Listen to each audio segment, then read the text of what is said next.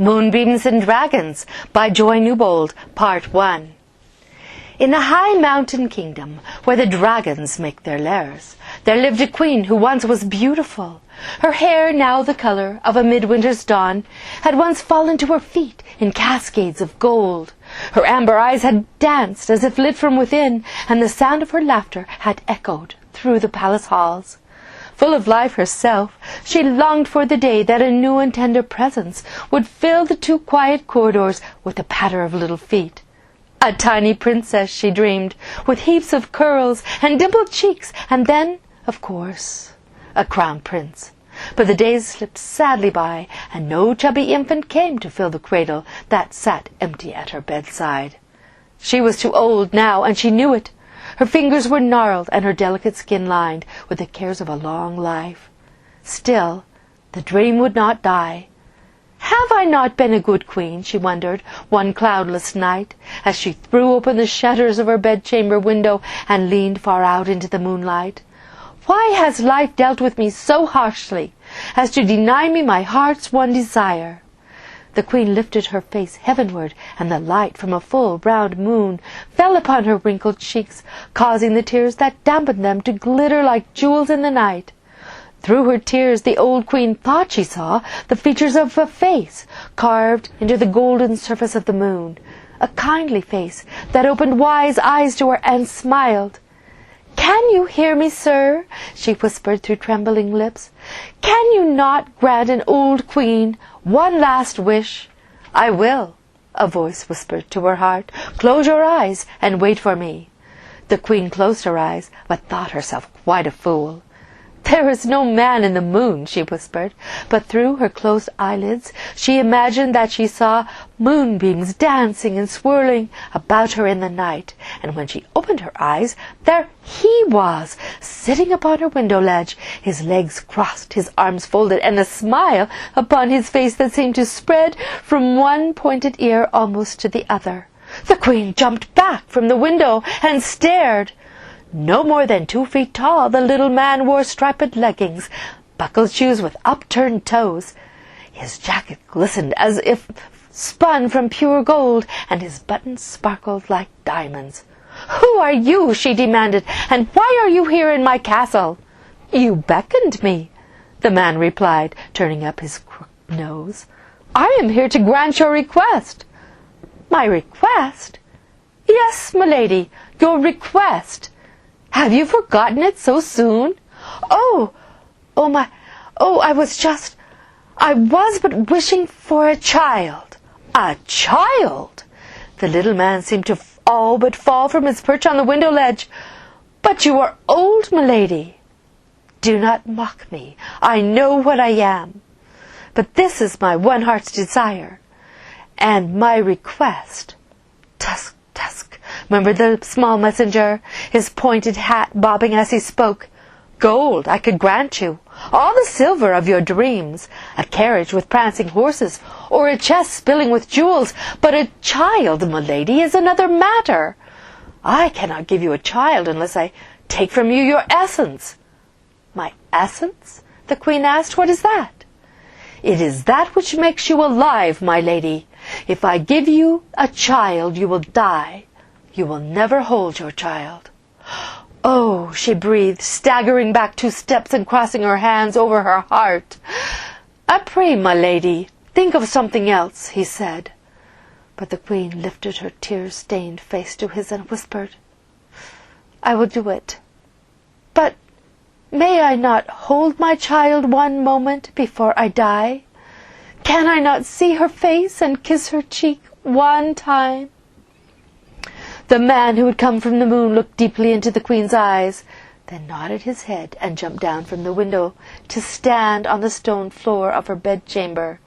"Yes," he said, "I will give you 200 heartbeats to love your child before you die." Then he took from his pocket a jeweled box and opened it to reveal an egg, tiny as a hummingbird's. Gently he placed the open box on the floor. "My queen," he said sadly, "if it is indeed your heart's one desire, I will take from you your essence and place it in this egg. There it will grow into the girl child of your dreams. "I am ready," said the queen. Then he reached toward her with long tapered fingers and withdrew a silvery substance which shimmered in the moonlight as he placed it into the box and closed the lid. The queen gasped and fell back on the bed, just as the man who had smiled in the moon reopened the box and plucked out the egg. Even as he carried it, the egg began to grow. Gently he placed it in the crook of the fainting queen's arm. There it continued to grow until it became the size of an infant. With the very last of her strength, the dying queen leaned forward to kiss the egg with her withering lips, just as it transformed into a beautiful baby girl. For 200 heartbeats she cradled the tiny princess, kissing her dimpled cheeks and stroking her golden hair. Then, as her heart beat one last time, the old queen smiled, whispered thank you, and was gone. The tiny princess scrunched up her tiny face and howled. But the man who had come from the moon touched her gently on her cheek and said, "You will grow to be beautiful and strong and good. You will rule your people with love and wisdom, as has your mother, who gave you life." Then he kissed her gently on the cheek, whirled himself into a million moonbeams, and was gone. Moonbeams and Dragons, Part 2, by Joy Newbold. They were betrothed to be married, yet he had not seen her since the day she was christened. Basil shifted uncomfortably in his seat, his eyes darting about the great hall. The ceremony was about to begin. A feeling of expectancy hung in the air, as if the hall itself held its breath. The young prince tried to force himself to breathe normally.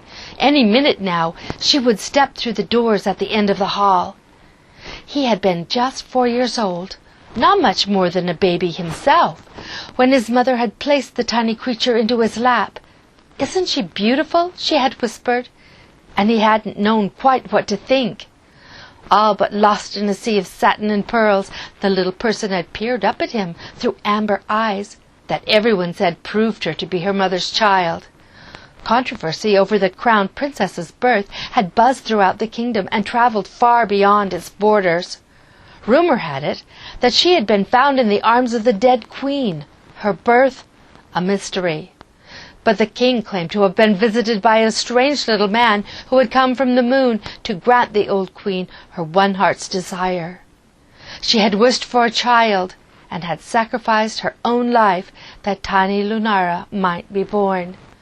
There were many who were skeptical, including his own parents, and Basil, though he was only a child himself, knew enough to be quite sure that babies do not come from the moon. Little Lunara, however, proved herself to be so like her mother that few doubted the story any longer, and the old king loved his small daughter more than life itself. Basil gazed at the portrait of the dead queen hanging on the palace wall in a gilded frame, and hoped that the stories were true. The queen had indeed been lovely beyond measure. The sounding of a dozen trumpets pulled Basil from his thoughts. He leapt to his feet, as did his parents, and a hall filled with invited guests. The door swung open, and Lunara stepped forward. She appeared extremely mature for her 9 years, and regally beautiful. Golden curls danced about her shoulders and hung well past her waist, but it was her eyes, her glowing amber eyes, that clutched at Basil's heart. She moved forward purposefully, her ladies-in-waiting bearing the edges of her long royal cloak, until she all but reached the steps before her father's throne. Then her gold-flecked eyes began to search until she found... Could it be? Yes, his own. Then she smiled, and Basil's young heart all but flew from his chest. She smiled, and he knew he would never breathe again. A slight tug at his sleeve reminded him of his part in the ceremony. He stepped to her side, and she sank to one knee before her aged and failing father, and bowed her golden head. The king struggled to rise, but was unable to do so. Without hesitation, his brother Radek, who was to be Lunara's adviser until she reached the age of 16, stepped forward. The younger man reached down and pulled the feeble king to his feet. A great hush filled the hall. With the help of his cane in his hand and his brother at his side, the king struggled down the few steps that led from his throne. Although his face shone with an almost unearthly joy, great tears coursed unheeded down his wrinkled cheeks. With trembling fingers he lifted the crown from his own head and placed it gently atop Lunara's sun-kissed curls. "Long live Queen Lunara!" the old man said, and the words echoed back to him 100 times strong. "Long live Queen Lunara!" It was his cue. Basil reached out his hand and drew her up. They stood together, hand in hand. The two heirs of the mountain kingdoms. The two whose promised union would make their kingdoms one. The old king kissed his daughter twice, once on each cheek. Then Basil escorted his future bride up the palace steps to sit on her throne as cheers broke out across the hall. With a deep bow he stepped back, for this was, after all, her day. It seemed strange that she at 9 was already a queen, while he must wait for a crown of his own. Yet it was fitting. Time would make all things right. Today he was content to stand at her side.